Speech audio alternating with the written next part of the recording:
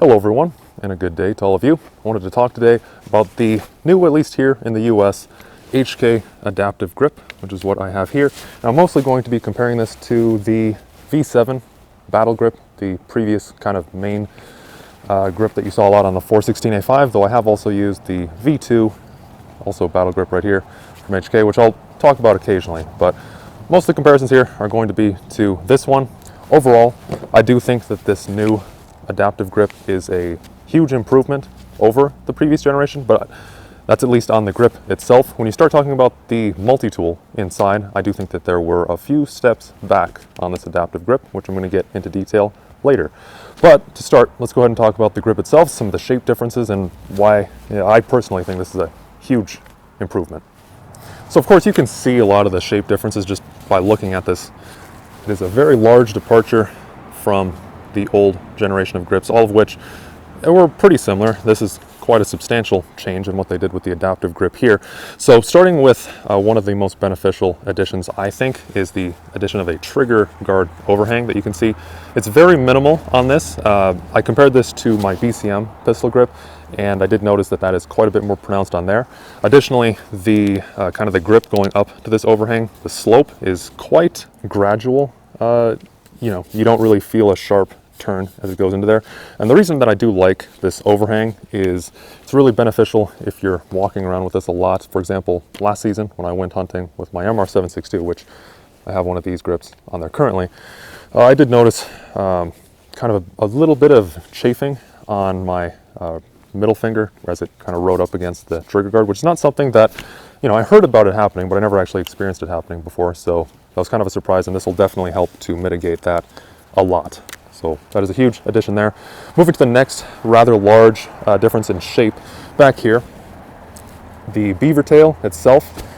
There was a beaver tail on the old grip as well, but it is a lot more pronounced on this one by comparison. So it's going to, I won't necessarily say it's going to put your whole hand super low by comparison. It will be a little bit lower, but with some of the other shape differences on this grip, personally, I think it just kind of lines up your hand much more comfortably in a much more ergonomic spot compared to the old one, which I do also think is pretty good, but yeah, definitely an improvement here. And then if you go down and just look at the overall profile of this, of course, you have just a lot of grip texturing here. I do actually like this a lot better compared to the V7 and all their older grips. You can see by comparison, this one's totally smooth on the front, but it does have the 3 panels of texturing on each side otherwise. And this is actually identical to what they have on the SFP9 or the VP9. And it also, you do now have full texturing. So you have some on the front here, of course on the sides, and then on the back strap as well. And going back a little bit, if you do recall, I did just mention that this is pretty much the same sort of texturing they have on the SFP9, VP9. And actually, one other cool thing about this is these side straps are actually completely interchangeable with the VP9 as well. So you could take them, if you already have a VP9 SFP9, you could just punch out the side straps, or if you have some extras laying around, you could take those and put them directly onto here. One caveat with that is that this back strap, however, that is actually proprietary to this grip specifically. But the way that you would do this is identical to a VP9. Same process. So you would take, I used a 3/32 inch roll pin punch. Anything that fits really is fine. Punch out this back roll pin right here that you can see, and then this back strap just kind of slides down. It's almost like on rails. You just pop that off, and you can just slide your side straps off the rear, and then just put in your new ones, reverse the process, and reinstall it. So at least the one I got, this came with all medium. I'm assuming most of them will probably come with that because it's like a kind of a decent size for everyone. Personally, I would prefer large. Of course, you have 3 different sizes, small, medium, and large. Generally, I found the best way to size that is to just go off of your glove size. So usually I wear large gloves, and on my P30, I use large side and back straps, and that's comfortable for me. And as of recording this, there's currently, I'm not aware of anyone selling replacement back straps for this adaptive grip specifically. They're supposed to be in the future. And then side straps, of course, as I said, you can use anything that's compatible with the VP9. Additionally, you do have the same storage compartment down here as you do on the previous generations of grip, or I should say look similar and act similar with how you take it off. However, it's actually quite a bit smaller and a little bit tangentially. I did notice it's also way easier to remove. The other one was kind of, the older one was a little grittier, I always thought. But if you go ahead and look at some of the differences here, this just comes off the same way. And then here is the multi-tool. Keep in mind also on this multi-tool, not all the grips will come with it. There is a different part number for the one that has the grip with the multi-tool, and then there's a different part number for one that does not have it. So personally, this is my biggest complaint with the grip. I don't think the multi-tool on this new one is very good. So you can see it's really, really basic. I'm just going to fold this out here. So you have an Allen key right here. First, you have a slotted bit or a blade right here, and you could use this for the new style of handguards to loosen the crossbolt. You can't use this on the old style of crossbolts like I have on this Geissele here. Granted, you couldn't do that with the old multi-tool either, but yeah, just kind of FYI. And then last, you do have a Torx head right here. Comparing that to the old multi-tool from the V7 battle grip here. So here's the multi-tool I got from the older V7 battle grip. And also, it's not like they just put a different multi-tool into these new adaptive grips. These just simply will not fit. The main reason for that is this tool right here, the socket that you have. This is for the exact same purpose of removing the newer style cross bolts. Just it's a socket instead of a blade. I really, really prefer a socket. It's a much more secure way to remove stuff, and you can get a lot more torque onto it. But yeah, it is way bigger, so it makes sense that they had to slim down the multi-tool a lot. One other thing that I really did like about the old multi-tool that I have right here, especially when compared to the new one, is that you have this huge assortment, you can see, of hex keys. You have one here, another here, then you have this really tiny one here. And I particularly liked having this one because I could use it to pop out the pins, the locking pins on the MR series of rifles, like your MR556, MR223, MR762, MR308, etc. None of the bits on the new multi-tool will fit that. Now, I understand that wasn't really their concern when making this because the military equivalents of these rifles don't have locking pins, but for my use case, I would have really preferred it, especially when the old multi-tool offered that and the new one doesn't. It's certainly a shame. And I did want to talk about, so far, how my experience has been more subjectively with shooting this and comparing it to the old battle grip V7 right here. So for the longest time, prior to picking up any of these adaptive grips, this was by far my favorite grip, and I still think it's a really, really well-made grip.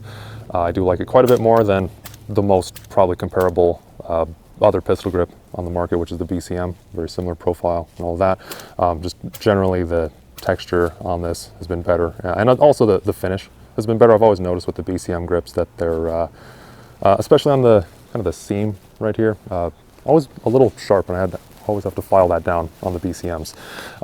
Similarly, on this one, it's nice and smooth there. There's no sharp edges or anything like that.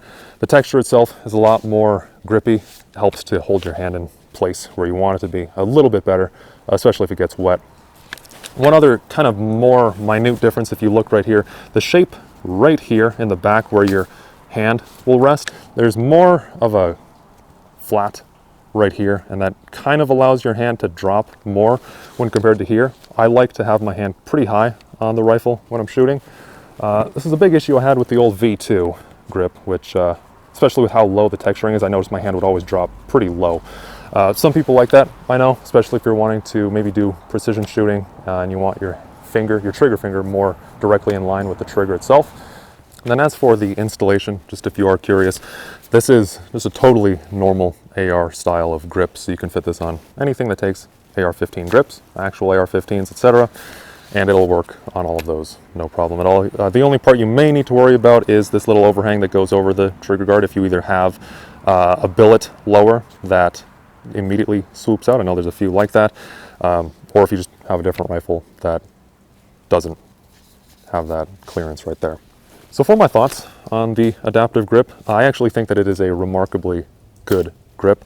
I do have a lot of complaints about the multi-tool, of course. However, ultimately, that's really kind of a specific complaint to if you have an MR762, or at least, you know, how I was using it, if you have an MR series of rifle, 762, 556, that sort of thing, because I did use that old multi-tool a lot to remove the locking pins, and I did prefer the socket tool to remove the crossbolt on my MR762, but ultimately, it's kind of just a redundancy thing anyway. I like having all the tools that I need to field strip the rifle on the rifle itself, just in case I ever need it for emergencies. But ultimately, pretty much always, when I'm out hunting with this, when I'm at the range with this, I have my backpack with me, and I have all the tools that I need to maintain these in there.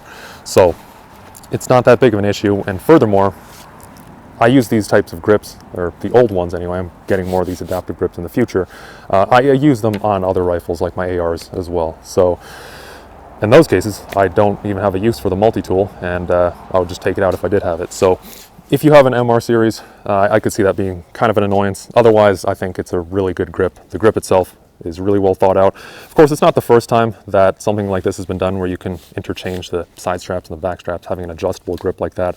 But I do think that this is a really well thought out approach to it. I like the addition of the added overhang on the trigger guard, especially. That will help a lot to just make it a little bit more comfortable when I'm carrying this for a really long time. Of course, that does additionally kind of limit the compatibility with certain other rifles, as I said, depending on how your lower trigger guard is shaped. But overall, this is a really great grip. I've heard some other people on forums describe this as being the best AR grip that they've ever used, and I'm actually inclined to agree. I do think this is really, really comfortable, and it's still pretty expensive.